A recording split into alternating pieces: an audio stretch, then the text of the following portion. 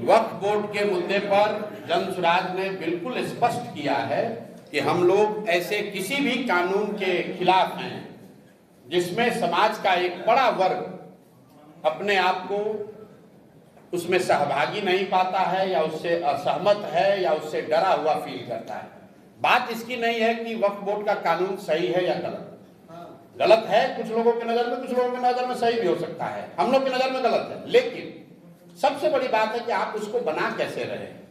जिस 20% आबादी को आपके हमारे फोर फादर्स ने, इस देश के फाउंडिंग फादर्स ने जिनको ये आश्वस्त किया कि तुम भारत में रहो, भारत एक सेकुलर देश बना रहेगा, भारत तुम्हारा भी उतना ही होगा जितना दूसरों का होगा, जिनके भरोसे पर ये लोग यहाँ रहे, जिस संविधान ने उनको प्रोटेक्शन दिया, अगर उस संविधान के किसी प्रावधान में आप आमूलचूल परिवर्तन ला रहे हैं, ला सकते हैं, लेकिन उसके लिए जरूरी है कि समाज के जिन वर्गों को ये कानून प्रभावित करेगा उनको कम से कम विश्वास में तो लीजिए।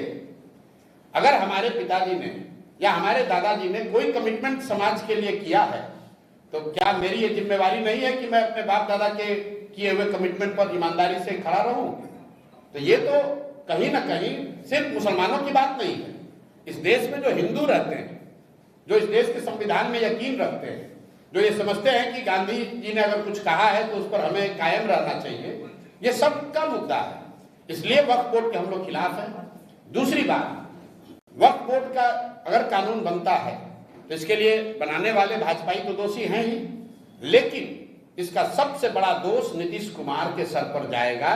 क्योंकि अगर ये व्यक्ति, अगर आज भाजपा को कानून बनाने में ये 12 सांसद वहां पर वोट न दें तो आज वक्फ का कानून नहीं बनेगा।